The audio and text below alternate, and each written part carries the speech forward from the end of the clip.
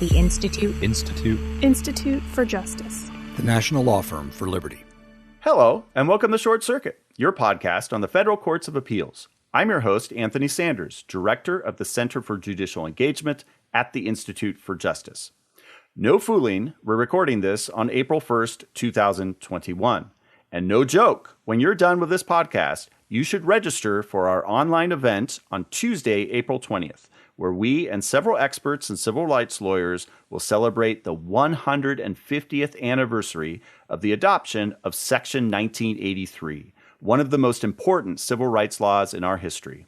It's a birthday party. To join us, use the link in the show notes or go to ij.org/CJE and click on the icon that says Outrage Legislation. Years ago, there was this thing that people did. They'd come close to one another, extend their hands, usually the right hand, and clasp them together and move them up and down. It was called a shake, or shaking hands. Some of you listening may be old enough to remember this social phenomenon. Well, in those olden times, specifically in early 2018, the police saw a man engage in a shake. In fact, two shakes. They thought this was very suspicious, and you wouldn't believe what happened next.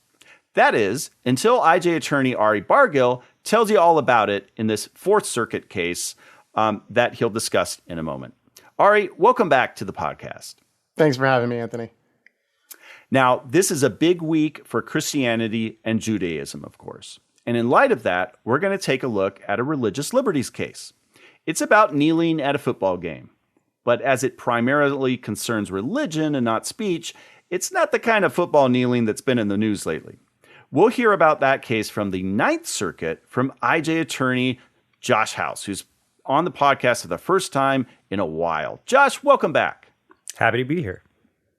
Also, stick around to the end for a circuit splits update, where we'll bring you up to speed on a couple issues we've recently discussed on the podcast. Okay, Ari, remind us about shaking hands in this case, U.S. versus Drakeford from the Fourth Circuit. Well, this is a case, as you said, from the Fourth Circuit, in which the Fourth Circuit applied our old friend Terry v. Ohio, which is a 1968 case decided by the U.S. Supreme Court, in which the court essentially held that it's appropriate in some circumstances for the police to be able to stop and frisk, as it's known. But when it does that, when police do that, there needs to be an articulable suspicion, and you can't just, operate based on a quote unquote hunch, which, is sort of a colloquialism used to describe unfounded suspicion and sometimes reflects and oftentimes reflects built-in biases. And the concurrence gets to that. But we'll start with the majority opinion, which talks about that antiquated habit that you mentioned at the beginning, Anthony, of shaking hands. Tremaine Lamont Drakeford was a North Carolina resident. And he was suspected of being a drug dealer. And the police suspected him of being a drug dealer because they were told he was a drug dealer by a confidential police informant. So this sort of involves already the greatest hits of Fourth Amendment lore. We've got confidential informants, we've got mysterious handshakes, and questionable circumstances of arrest. And these all combine after several weeks of surveilling Mr. Drakeford. And the police see him enter a house empty-handed, and he comes out an hour later after another woman had entered with several bags. And now he's coming out with a bag of his own. He makes a phone call to the confidential informant and says, hey, I now do have some drugs to sell you. But they don't arrest him then. They just continue to follow him. And they follow him to the parking lot of a car stereo parts store.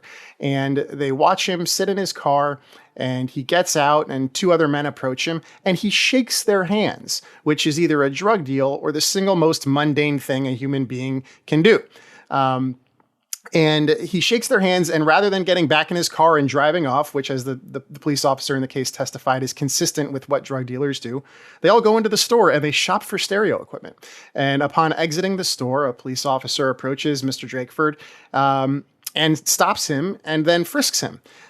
He doesn't have a warrant to do this, and he's operating based on what he describes as his reasonable suspicion that he just witnessed a drug deal or a handshake. You decide. So he reaches into Mr. Drakeford's pocket, and lo and behold, he finds a small amount of drugs that gets him what he needs to secure a warrant to search his residence, where they find some more drugs and a gun. And they charge him with a whole bunch of stuff, bunch of drug offenses, felony in possession of a firearm in the commission of a felony, et cetera, et cetera. This guy's facing like 20 years. And he moves to suppress the evidence as fruit of the poisonous tree on the grounds that the entire search was unjustified and was actually a violation of his rights under the Fourth Amendment. And the argument that he makes is, under Terry v. Ohio, you need to have actual suspicion that I did something wrong before you stopped me outside of that car stereo parts store and searched me. And because you didn't have articulable suspicion of me having specifically done anything wrong, namely sell drugs, everything that came after is now inadmissible in court and I should go free rather than going to jail for the next 20 years. And the trial court disagreed, and they said, no, based on this officer's experience and expertise, this was reasonable for him to have suspected that a drug deal took place. All of this behavior was consistent with how drug deals go down, and so we're going to say that he had reasonable suspicion to stop you and frisk you, and those drugs that he found and everything that came after is perfectly legitimate. And the circuit court disagreed. And they said, yeah, you have to consider the totality of the circumstances. And yeah, he did arrive in his car and shake hands with a couple of guys, which is sometimes consistent with how drug dealers are done. But it's also entirely consistent with how handshakes are always done. And you need to have a little bit more rather than just, here's a guy I think is a drug dealer and he just shook hands with two other fellas in front of a car stereo store. You've got to consider the totality of the circumstances. It's got to be more than just a hunch. And wouldn't it be great if, perhaps you had seen drugs change hands or money change hands? And neither of those things occurred in this case. And I think the concurrence really hammers down on what's really going on here, saying, over time we've been a little bit too quick to rely on the experience and expertise of police officers and their understanding of how drug crimes sometimes take place. And what we need to be doing is encouraging strong police work rather than just encouraging these guys to say, based on my experience, I know what it looks like. And I know a drug deal when I see one. And this was a drug deal. Because really, in this case, they probably could have nabbed this guy had they actually waited for a little bit more evidence, because as it certainly turned out, he had a whole slew of drugs. It certainly appears that this man was in fact a drug dealer, but they, because they arrested him in this way, they weren't able to get any of the charges to stick. And so there's sort of a lesson here to be learned in strong police work and building a case rather than relying on, hey, I know a drug dealer when I see one. That's a drug deal. I'm arresting you for dealing drugs. Ari, it strikes me that the police officers might have a case of sort of when you're a hammer, everything looks like a nail. And the case reminds me of all the times in which totally innocuous activity is seen as suspicious, like tea leaves in a trash can or carrying too much cash or just sitting in your car. Did the court have anything beyond totality of the circumstances to provide guidance to, officers to keep them from thinking that innocent activity is indeed suspicious? Not exactly. The court did mention, especially in the concurrence, that, it's important for us to be mindful of the fact that sometimes biases play into the way that we process seemingly mundane and benign activities. And in this instance, we saw two people shake hands or three people shake hands. One guy shook hands with two of them. And there are a lot of different conclusions that one can make when you witness that activity. In this case, the police believed all along that this man was a drug dealer. And so, of course, when they see the handshake, they think that that's consistent with a drug deal and they arrest the guy. Most ordinary people who are not police would probably just think that these are three people who haven't seen each other in a minute and they're shaking hands, even if it's a prolonged handshake. And so the court does mention, you've got to consider the totality of the circumstances. This was in broad daylight. It was in front of a security camera. The guys stayed after the supposed transaction was consummated. They went into the store and nobody actually saw drugs or money change hands. And under those circumstances, it's just not enough to conclude that you had more than just a hunch or a suspicion that you had witnessed a drug deal based on your belief that, this guy was in fact a drug dealer. And that's not enough. One fact also in the case I liked was that when the three men were in the stereo store, the cop walked in there, and it was unclear to me whether he was in plain clothes or not, so whether they knew he was a cop, but he walked past them at the counter and one of the guys had his backpack on the ground, and he pushed it behind his legs with his foot because the cop was walking past, which of course is consistent with a drug dealer trying to hide drugs from a cop. Although I think most drug dealers would be smart enough not to do that in that case. But it's also consistent with someone trying to protect their belongings when they're anywhere in public. I think I would do the same thing. In fact, I probably wouldn't do it if it was a cop, just because I know that then the cop would be suspicious of me. But if it was anyone else, I probably would do it. Yeah, and the court talks about that. And this is another one of the totally benign things that the police in their testimony sort of seized upon and said, this is consistent with drug dealing. And the court says, kind of in a footnote, it's also consistent with the way almost every single human being reflexively responds when they have a bag and somebody approaches them. I do think that he was plain clothes in this instance. But the court there says, like, look, there needs to be more than just people who are acting consistent with what you would normally expect as part of simple human behavior for you to say this is a drug deal. I think that the bag example really hits that. Yeah. One other thing is the training. I really like the concurrence talking about the training and experience, this mantra you see in affidavits from officers, federal, state, in all kinds of applications for warrants, that based on my training and experience, this guy's no good is essentially what it comes down to. And you would think in 2021 we've been moving away from being able to rely on that in this kind of case, but it took the Fourth Circuit to reverse it to remind us that that's just not enough. One other fact about this case I didn't get really, and I think maybe there's more going on here, is that the biggest piece of evidence was the confidential informant saying this guy now has drugs. So you might that's a tip off that he's a drug dealer and he has evidence on him. I know they don't want to blow the confidential informant, and applications for warrants based on just a confidential informant that you don't name are often not enough to get a warrant. But the fact that they had that evidence shows me, like, you're right. If they just waited a little bit longer and maybe even just, gone with that or had it a little bit more substantial, they could have got what they were looking for. I think that's completely right. And the opinion, I think, really in its tone reflects this sort of disappointment with the way this investigation was conducted, where, the police not only had a confidential informant, but that confidential informant in the first instance calls this guy and says, do you have any drugs to sell me? And he says, no. Then they watch him pick up a bag from a house, and then he calls the confidential informant and says, hey, I now have drugs to sell you. And the court is kind of confused as to why the police didn't try to orchestrate some sort of controlled buy or get this guy in the act of selling drugs after it certainly seemed as though a drug deal had taken place and this man was now in possession of drugs. And going back to your point about training and experience, the court, again, in the concurrence sort of says maybe by relying on training and experience alone, not only are we possibly allowing, implicit biases to creep into the way investigations are being conducted,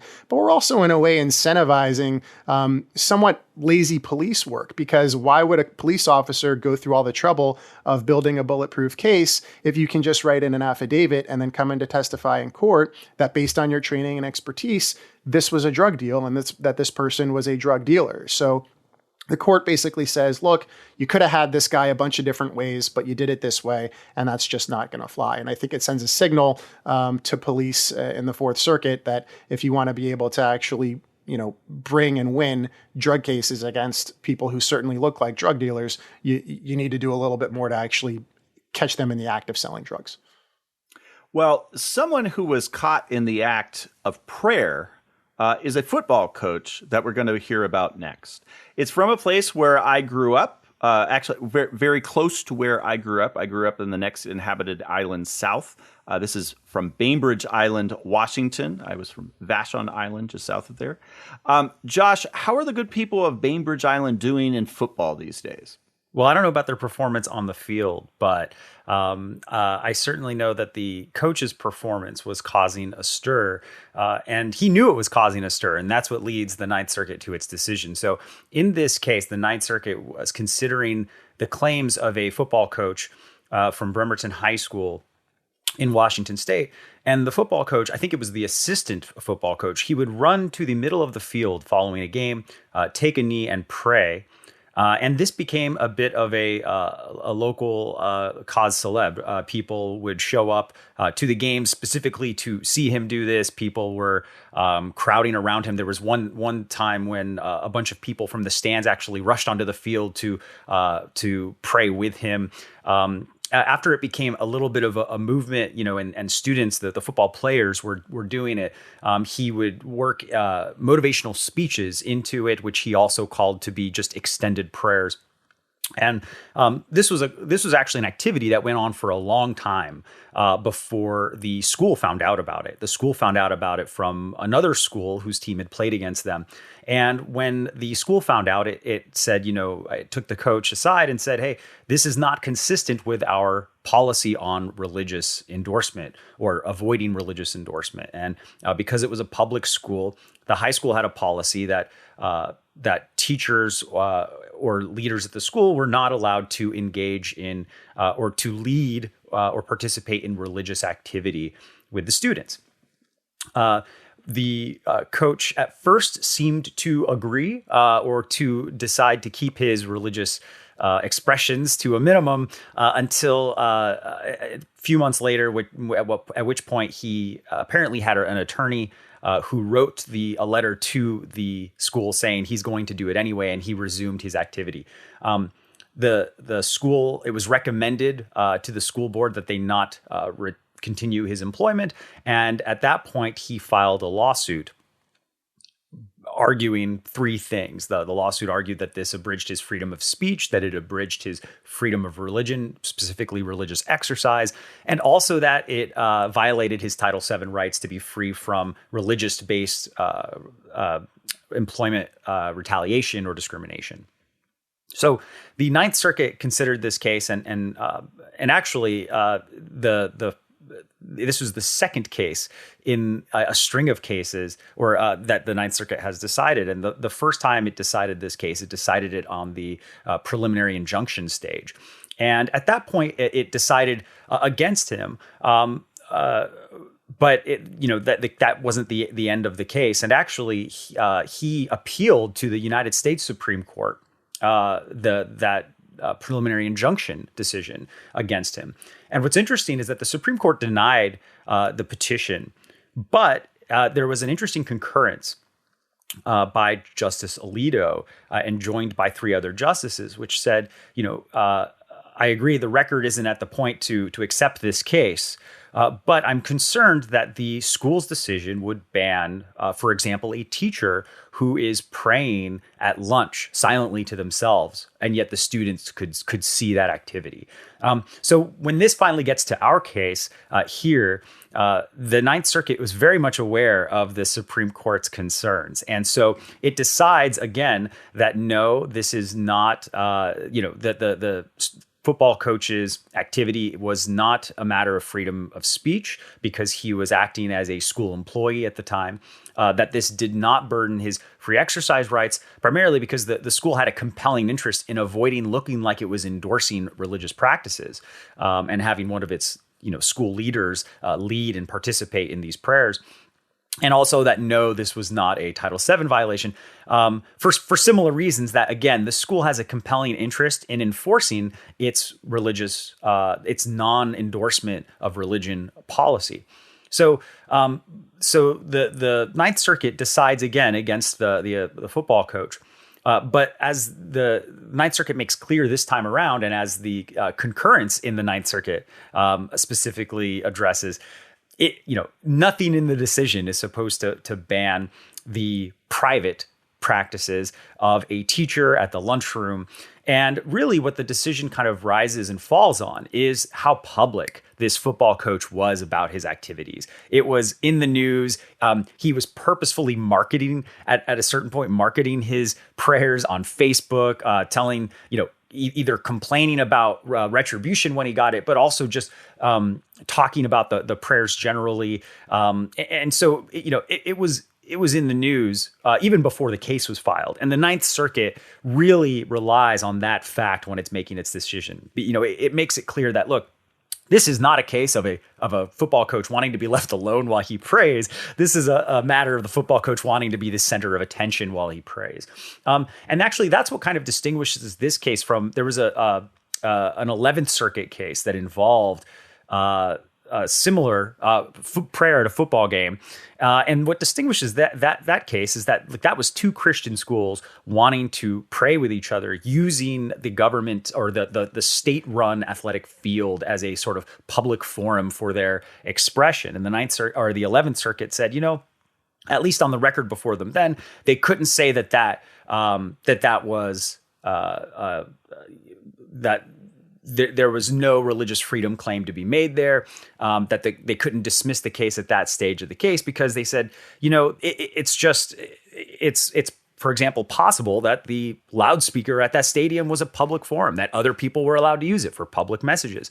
And so that's the public and private distinction is really what decided this case. And you have to say, actually, that the Ninth Circuit's decision is relatively engaged because it focuses on really what was going on with the coach and not the snippets of facts that the coach was trying to put forward in the litigation about how private prayer is and can be, when it was clear that he was doing it as a kind of communal activity with the team, leading it as a group activity, and also doing it in the middle of a giant football stadium. Yeah, Josh, I think you encapsulated that case really well. And one of the things that struck me about this, and that I think is probably concerning for people who follow this area of the law, is this apparent distinction that courts are now carving out between prayer done quietly and, in solitude, and prayer done sort of publicly or with others. And it sort of goes to, these are some of the things that we deal with in our commercial speech cases, for example, where speech will be protected or a certain constitutional behavior will be protected, provided that nobody's joining you. And it seems here that the court is sort of teeing up that same sort of question where, okay, yeah, you can sit in the cafeteria and pray quietly to yourself. But as soon as some people start to gather around and maybe also want to express gratitude for the meal or express gratitude or appreciation for their ability to play football on a given night, that somehow can start to become problematic. And so there's going to be major questions that need to be answered in my mind about at what point these are obviously two completely different ends of the spectrum. Where is the line ultimately going to be drawn? And I think that's obviously something that's probably going to play out in the courts for the next few years, because questions about what the Establishment Clause means are not going away.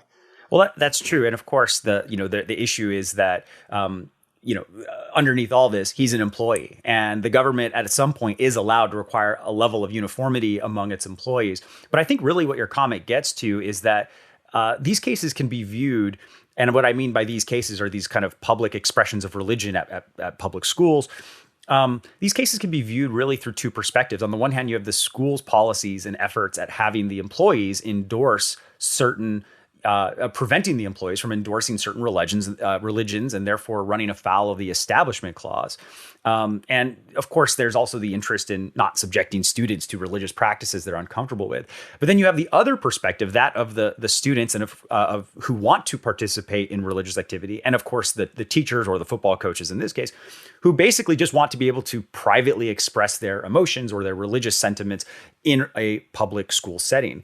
And the cases sometimes come down to what is a religious message. For example, had the coach in this case simply taken a knee in support of Black Lives Matter, or had he taken a knee to further some other, for example, some other kind of maybe local school, local cause, charity or whatever, at what point does that either political or charitable intention cross the line into religion? Because religion, of course, involves charity. It involves, social justice. There are aspects of religions that involve both of those things. And I think sometimes what these cases are coming down to is a weird line drawing between what is religion and what isn't. On the other hand, on the one hand, there's the everything is religion.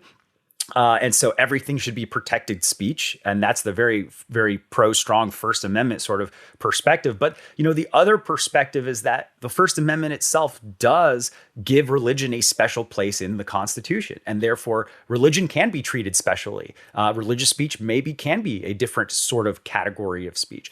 And I think, that tension is really what's kind of at the center of these cases and really at the center of Establishment Clause issues in this entire area of law.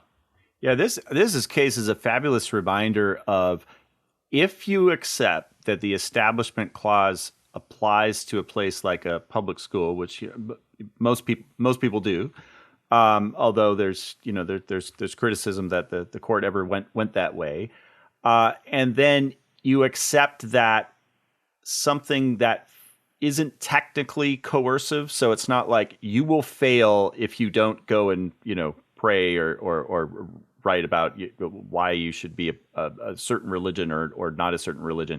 If it's something short of that, it is an Establishment Clause violation, which I think a lot of people think, well, that could qualify as a violation. Then you got to get into some really specific stuff to figure out what side of the line you're on. Like the court, the court seemed to think, well, the school said, and I think the court kind of was largely drawn by this, that this erupted. It didn't just erupt to the school's knowledge that this was going on, but that it was like a real problem when a family with a kid who was on the team who was an atheist, self-professed atheist, said he felt pressured to go do this event. Now, maybe he felt pressured. Maybe he was doing this to cause a controversy. Who knows? But assuming that there's some kind of social pressure, and it's easily to see that there was, right? Is that starting to veer into the coercion that you don't want the government to be engaging in an Establishment Clause viewpoint? Or is it, and what's the test there? Is it objective? Is it subjective? Is any eggshell plaintiff, as we like to say in the law, who feels that they need to participate in something like that, where actually it would have been perfectly fine in the coach's mind, everyone else's mind, the team's mind, for team coercion for him not to participate, right? Which side of the line is that on? And that means you got to throw the whole kitchen sink of facts into this analysis. And I don't know if that's where Justice Alito is at. I think that's certainly not where, say, Justice Thomas is at in his Establishment Clause jurisprudence. Remains to be seen where, say, Justice Barrett and others are on the court as this kind of case gets up there. But it's a real reminder that, unfortunately, when we're talking about religion, because as this special place with the Establishment Clause and yet also the Free Exercise Clause, that all this stuff matters. Yeah, and with all these facts mattering, of course, the waters get really murky. But I think at the end of the day, like I said, what this case came down to was the fact that, the analysis looking at whether someone's acting as a government employee or not really turns on how public the activity is. It turns on, what's going on in the context of the kind of school setting. And just like another case that actually came out of the Third Circuit in 2008, it was the Borden versus Township of East New Brunswick case. That case was very similar in the sense that it involved a football coach who said, look, I just wanted to bow my head at team prayers. But when you look at the record in that case, he had been trying to lead the team in prayers for an extended period of time, trying to get around the school's stated policy, which was one very similar to the one in this case. And I think what the Ninth Circuit did here is exactly what the Third Circuit was kind of doing there, which is, yes, there are gray areas, but don't try to fool us with selective citations to the record. We all know you were doing this publicly, and that means that you're acting as a sort of representative of the public school. And so you have to be beholden to the public school's policies. One other interesting thing about the concurrence here that you talked about, Josh, it was joined by another judge. So the case was written by Judge Smith, it's Kennedy versus Bremerton School District, written by Judge Smith, and then Judge Christen wrote the concurrence, joined by the third judge, Judge Nelson, and Judge Smith, for whatever reason, didn't join the concurrence. But we have two judges with a concurrence and a 3-judge panel. Is that precedent? I think it probably is. I'm sure some smarter people than me have figured this out, and it is precedent. But it reminds you there are concurrences and there are concurrences. And this was kind of an uber concurrence, you might say. I don't think it's going to maybe influence the Supreme Court much when it comes to that, but I'm sure we will see a cert petition coming our way. Speaking of cert petitions, there is another one or two or maybe three coming our way. And this brings us to our circuit splits update. So just last week, we had an episode where we talked about this denial of en banc review in the 10th Circuit that our friend Jeff Redfern described to us. And it's a case about this regulation that bans bump stocks after the tragedy in Las Vegas with the shooting there. Where a bump stock has been redefined as a machine gun, which it wasn't before. And so there's a challenge to this. It's not a Second Amendment case. It's an administrative law case. And the challenge failed in the 10th Circuit. A 3-judge panel upheld it and said that it is okay under the Chevron doctrine, which even some non-lawyer listeners may recognize, because that's the doctrine about deferring to administrative agencies when language is ambiguous in a statute. That case went en banc. The en banc request was denied, but by a hair's breadth. And the large minority judge minority in that order said that they should take the case and that Chevron doesn't apply here because it involves criminal sanctions, and therefore they go with the ordinary language, which sure is not that a bump stock is a machine gun as the statute is written. So that was just last week. We talked about that. The next day, the 6th Circuit issued a opinion where a 3-judge panel with a dissent said that Chevron doesn't apply because Chevron shouldn't apply to a criminal situation where there's criminal penalties attached. And therefore, they did a straight-up interpretation of the statute and said, you know what, a bump stock is not a machine gun, and invalidated the rule. So now we have a straight up circuit split of a very important federal regulation, unless somehow the case goes en banc in the 6th Circuit and is overturned, which could happen, but I don't really foresee happening. This case will get to the Supreme Court. But that's not all, because a week or two before that, we talked about the CDC the CDC order that bars evictions for non-payment of rent. That's been in place for a while. It's been extended by the Biden administration and originally put in place with the Trump administration. We talked about a district court case that found it unconstitutional under the Commerce Clause, and our friend Michael Bindus talked about that a few weeks ago. Well, there is now another district court found that it was more straightforwardly not a correct interpretation of the relevant statute. And that went on a rocket docket to the 6th Circuit, also the 6th Circuit, which just on Monday of this week found that the appeal for a stay by the government was unlikely to succeed on the merits, and then effectively said that, that claim is correct, that it is not a correct reading of the statute.